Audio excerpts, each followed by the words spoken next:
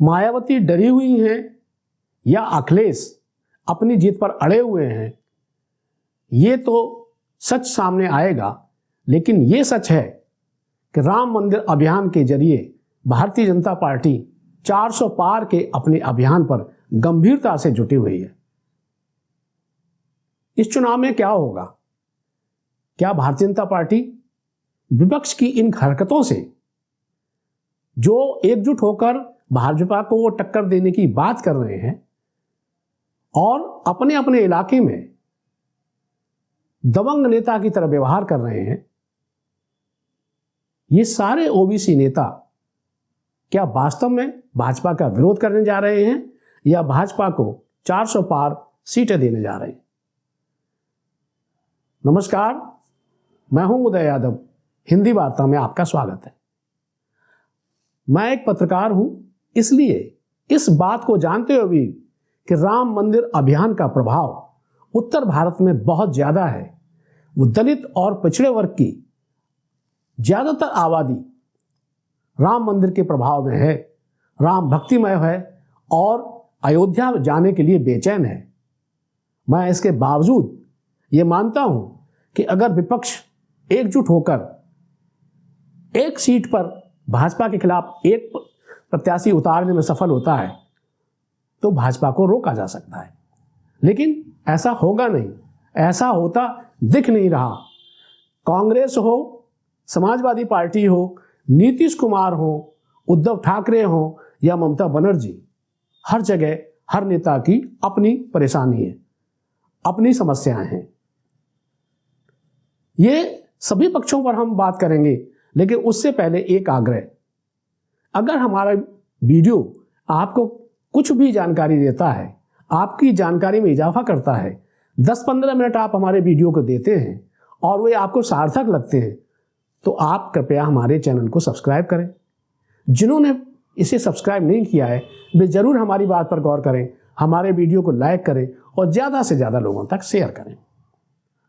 दोस्तों, मैं उत्तर प्रदेश से बात शुरू करता हूं। मायावती ने, जो दलित समाज की बड़ी नेता हैं, उन्होंने अपने जन्मदिन पर दो टूक कहा, साफ शब्दों में ऐलान किया कि अगला लोकसभा चुनाव बहुजन समाज पार्टी अकेले लड़ेगी। यहां तक होता तो कोई बात नहीं थी। उन्होंने इसका पूरा आरोप अखिलेश यादव पर लगाया और यहां तक बात बढ़ी। उन्होंने यहां तक कहा कि वो गिरगिट की तरह रंग बदलते हैं, यानी उन्होंने गिरगिट की संज्ञा दी। ये अपने आप में बड़ा आरोप था। समाजवादी पार्टी उत्तर प्रदेश की इस समय भाजपा के बाद दूसरे नंबर की सबसे बड़ी पार्टी है और उत्तर प्रदेश में देश की सबसे ज्यादा सीटें हैं। पूरा इंडिया गठबंधन समाजवादी पार्टी के एक तरह से कंधों पर टिका है कि अगर 80 सीटें बीजेपी ने जीत ली तो भारतीय जनता पार्टी को 2024 में कोई नहीं रोक सकता। ऐसी स्थिति में जब मायावती ने यह फैसला लिया है कि हम अकेले लड़ेंगे, किसी के साथ नहीं जाएंगे और कई आरोप दोहराए, तब यह सवाल भी हवा में तैरने लगा कि मायावती ईडी सीबीआई से डरी हुई है और भारतीय जनता पार्टी की बी टीम है। मायावती को इतना महत्व इसलिए दिया जाता है कि चाहे भले उनका वोट बैंक 12-13% हो, लेकिन वो एकजुट है। आज भी अगर वो 12-13% किसी और वोट बैंक के साथ जुड़ जाता है तो उस वोट की ताकत बढ़ जाती है। वो एकजुटता दूसरे सामने के दल को, सत्तारूढ़ दल को हिलाने की ताकत रखती है। ये सभी जानते हैं, मायावती भी जानती है कि मायावती बीएसपी अगर अकेले चुनाव लड़ेगी तो शायद ही कोई सीट जीत पाए, लेकिन वो हरा सकते हैं। समाजवादी पार्टी जयंत चौधरी कांग्रेस के साथ मिलकर अगर बसपा के बिना चुनाव लड़ती हैं तो परिस्थितियां बदल जाएंगी, दूसरी हो जाएंगी। अखिलेश पर जो आरोप लगाया है उन्होंने, वो इसलिए चिंताजनक है क्योंकि पहले 2022 में अखिलेश यादव कई दलों को अपने साथ लाने की कोशिश करते रहे। कुछ दल आए भी, कुछ को उन्होंने कहीं सीटें नहीं दी, कुछ लोग चुनाव के बाद छोड़कर चले गए। ऐसे में अखिलेश की विश्वसनीयता पर एक सवाल उठता है जो मायावती ने उठाया। ये बेहद महत्वपूर्ण है कि अखिलेश यादव इस चुनाव में अपनी विश्वसनीयता कायम करें और जिसको साथ लें वे इसके साथ डटे रहें। जयंत चौधरी, चंद्रशेखर आजाद, कांग्रेस अगर ये साथ मिलकर लड़ते हैं और मायावती साथ नहीं भी आती तो भी वे एक बड़ी ताकत होंगे। हालांकि उन्हें अपनी ताकत में सुधार करना पड़ेगा। आज उनके पास जो वोट बैंक है वो इस स्थिति में नहीं है कि बीजेपी की चिंता बने, लेकिन उन्हें अपने वोट बैंक को और बढ़ाना होगा। दलित और अति पिछड़े समाज को अपने साथ लाना होगा। ये वो समाज है, ये वो वर्ग है जो राम आंदोलन से बेहद प्रभावित है और राम आंदोलन का केंद्र है उत्तर प्रदेश। ये उत्तर प्रदेश की 80 सीटों पर भारतीय जनता पार्टी और आरएसएस का सबसे ज्यादा फोकस है। ये सभी जानते हैं कि ये समय जो प्राण प्रतिष्ठा के रखा गया है वो एक सोच समझकर एक रणनीति के तहत आरएसएस और बीजेपी ने रखा है।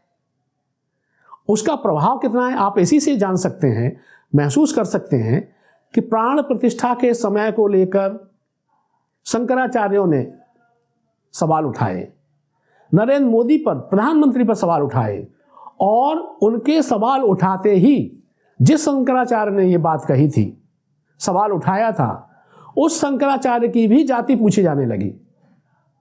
यानी लोग इतने अंधभक्त हैं राम के प्राण प्रतिष्ठा या राम को लेकर भाजपा के आंदोलन से, राम से नहीं, राम में तो सबकी आस्था है, लेकिन इस आंदोलन से इतने प्रभावित हैं कि ये मानने लगे हैं कि भाजपा ना होती तो राम मंदिर नहीं बनता। भाजपा ने इस तरह से पिछले कई वर्षों से इस अभियान को चलाया है। उसकी काट के लिए विपक्षी नेताओं ने, विपक्षी दलों ने उस तरह का काम नहीं किया। इसलिए भारतीय जनता पार्टी और राष्ट्रीय स्वयंसेवक संघ अपने अभियान में सफल है। दलित हो, पिछड़ा हो, सवर्ण हो, ब्राह्मण हो, यादव हो, सभी इस आंदोलन से प्रभावित हैं। यहां तक कि हजारों मुसलमान अयोध्या जाने के लिए बेताब हैं।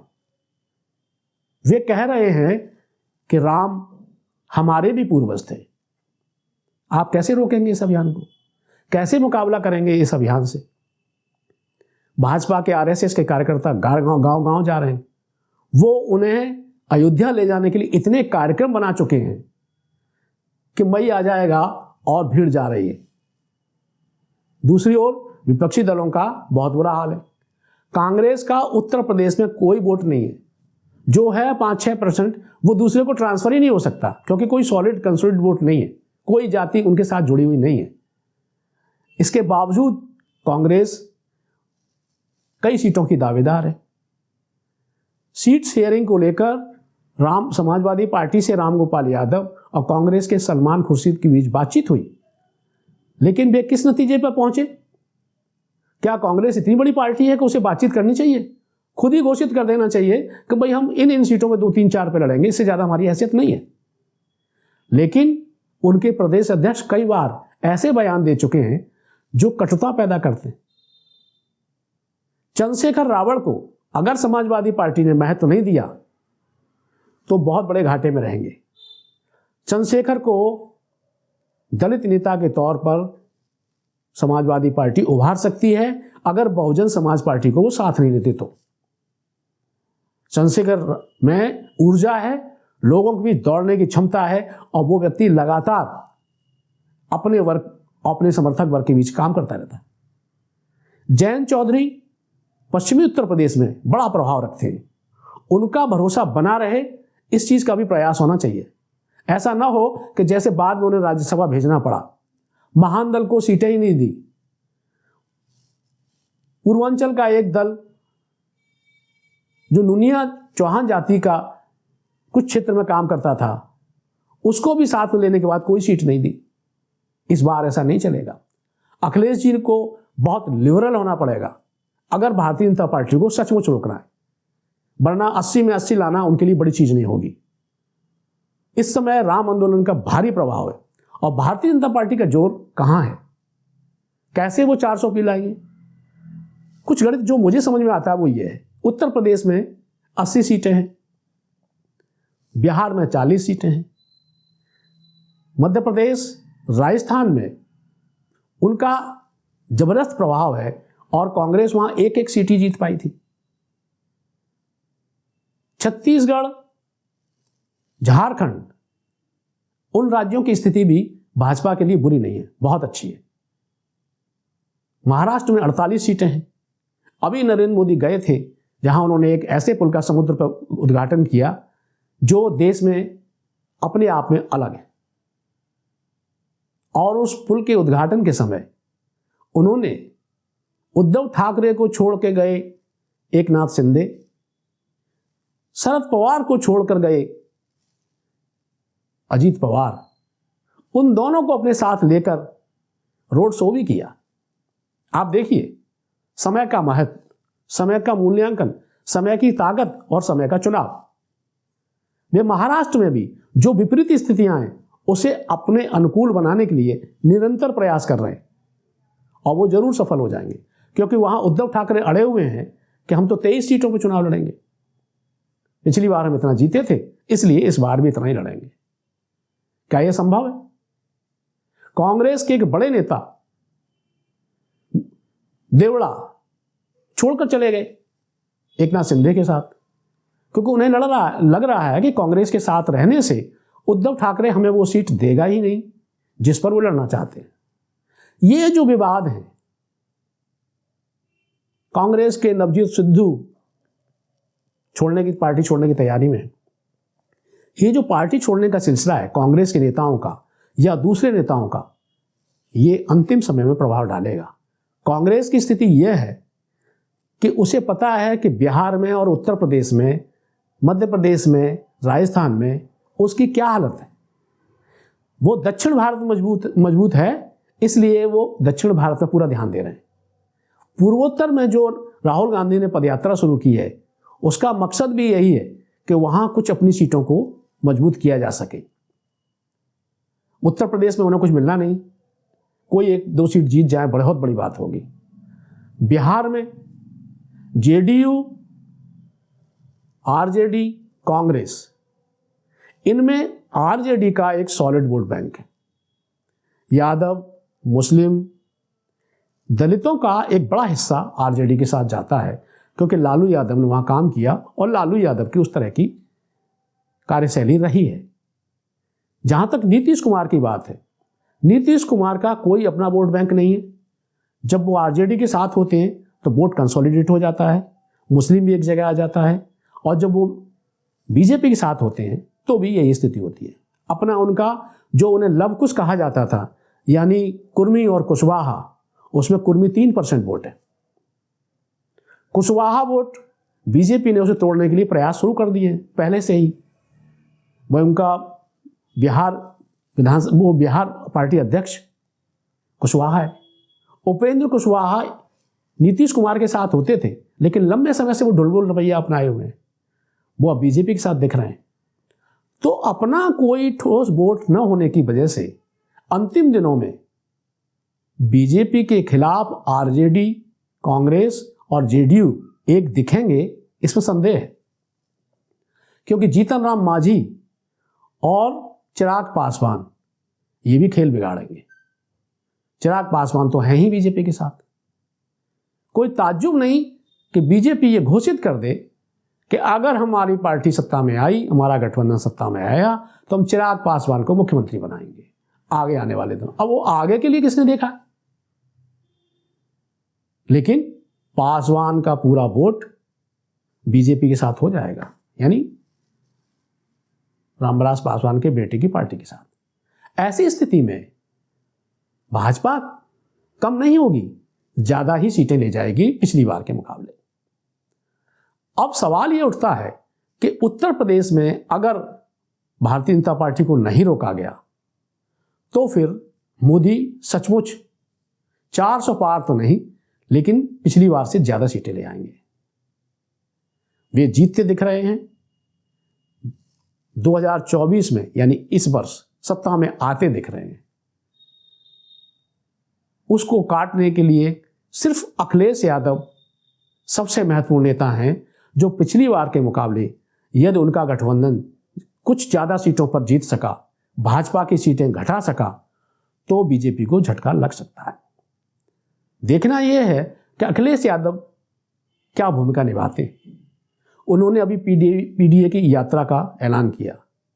उनका जो अनुसूचित जाति का मोर्चा है वो 15-20 दिन पदयात्रा करेगा।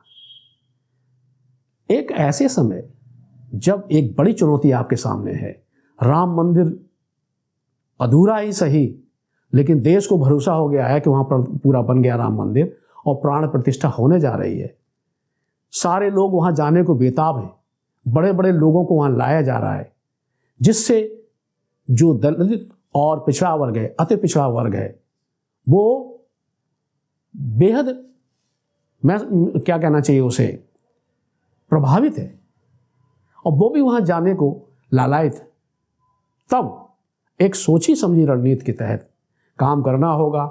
बहुत जल्द, समय बहुत कम है, एकजुटता दिखानी होगी गठबंधन के दलों को और उसके बाद लोगों तक पहुंचने के लिए ज़्यादा मेहनत करनी पड़ेगी, क्योंकि इस तरह का प्रयास लंबे समय से हुआ ही नहीं। जब अभी तक, जब चुनाव सिर पर है, बहुत कम समय बचा है, सीट शेयरिंग नहीं तय कर पाई, नहीं हो पाया, कौन किस पर लड़ेगा और सभी दल अपने अपने राज्यों में अड़े हुए हैं। ममता बनर्जी कांग्रेस को सीट देने के लिए तैयार नहीं है। बिहार की स्थिति आप देख रहे हैं, उत्तर प्रदेश में मायावती के ऐलान से साफ हो गया है कि चुनाव का परिदृश्य क्या होगा। महाराष्ट्र में जहां 48 सीटें हैं वहां अभी जो है गुत्थम गुत्था चल रही है। तब भारतीय जनता पार्टी ठोस काम कर रही है। वो हर गांव से लोगों को ले जाएगी, अयोध्या में भगवान राम के दर्शन कराएगी और इतना ही नहीं करेगी बल्कि उन्हें गौरवान्वित महसूस भी कराएगी। ये अभियान लंबे और बड़े स्तर पर चलेगा। उसकी काट ढूंढनी होगी। क्या मायावती को इस बात का एहसास है? क्या आपको लगता है कि मायावती ने जो निर्णय लिया है वो सचमुच अखिलेश यादव की वजह से लिया है, या वो डरी हुई हैं और भारतीय जनता पार्टी का साथ देना चाहती हैं, इसलिए यह रास्ता अपनाया है? अखिलेश यादव क्या गंभीर होंगे? क्या कांग्रेस, चंद्रशेखर आजाद और जयंत चौधरी इनको एक मंच पर लाकर एक जगह बैठ करके बहुत जल्द सीटें तय करेंगे और उसमें कार्यक्रम भी तय करेंगे? अगर ऐसा होता है तो शायद कुछ होता दिखे, अन्यथा मेरा मानना है कि भारतीय जनता पार्टी बड़ी बहुमत के साथ सत्ता में आएगी। नरेंद्र मोदी एक बार फिर से प्रधानमंत्री बनेंगे। आपको ये लग सकता है कि मैं ये क्या कह रहा हूँ, लेकिन मैं एक पत्रकार हूँ, उस नज़रिए से मैं आपको ये अपनी बात बता रहा हूँ। आप क्या सोचते हैं? क्या मायावती डरी हुई हैं? अखिलेश यादव सही फैसला नहीं ले रहे? नरेंद्र मोदी की स्थिति बहुत मजबूत है। भाजपा 350 सीटें या उससे पर जीतने जा रही है। जरूर लिखें कमेंट बॉक्स पर, मैं आपके विचार जरूर जानना चाहता हूं। मिलते हैं जल्द। ये जो पूरा घटनाक्रम है, इस पर ये मेरा विश्लेषण था। जल्द हम नए मुद्दे पर नया विश्लेषण लेकर आएंगे। तब तक के लिए नमस्कार।